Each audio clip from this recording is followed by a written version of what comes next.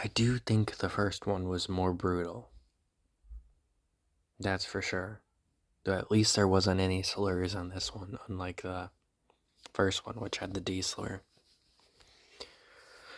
Though Jacob Goodwill or Goodnight, whatever the fuck his name is. Yeah, Jacob Goodnight.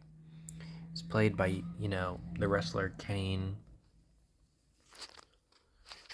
I have found out some stuff about him recently, but he's very conservative. Like, whatever. The problem I do have with him is the fact that he's pro-life, but, you know, that doesn't affect the movie. I just think that's fucking stupid.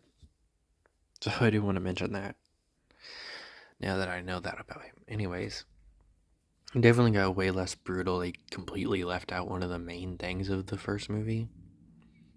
Like, a big thing of Jacob Goodnight's character was ripping people's eyes out to see the sin or whatever bullshit excuse he had in the first movie because he's a psychopath. Which I'm pretty sure that sums up his excuse from the first movie. Well, he only rips out one person's eye, and it's like the final shot of the movie. Just, I guess, to kind of remind you of what movie you're supposed to be watching. Did I mention this movie came out almost a decade after the first movie, too? Definitely a cash grab. In the first movie, it was just way, way more brutal. Kills, obviously the eye thing. And also made it for more character moments because of the eye thing. Like, one of the characters gets killed and he's able to close her eyes because of the fact that, he doesn't rip people's eyes out in this movie.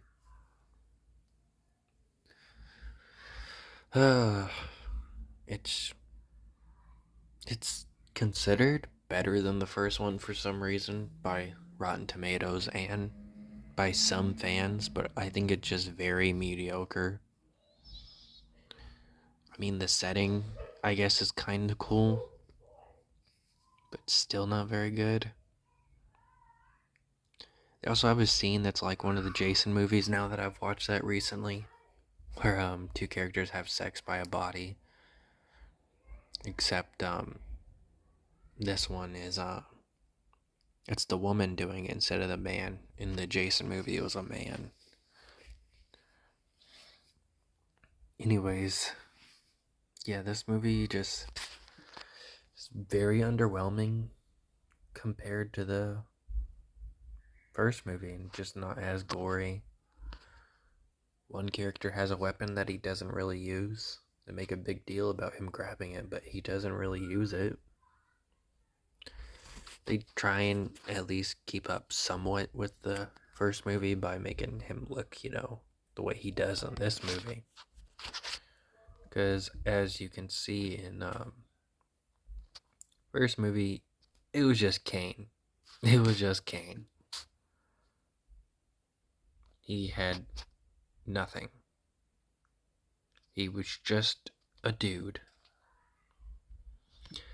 But in this movie, he has that more of a creepy look. A mask, something covering his eye that he lost in the first movie. So I do like that about this movie.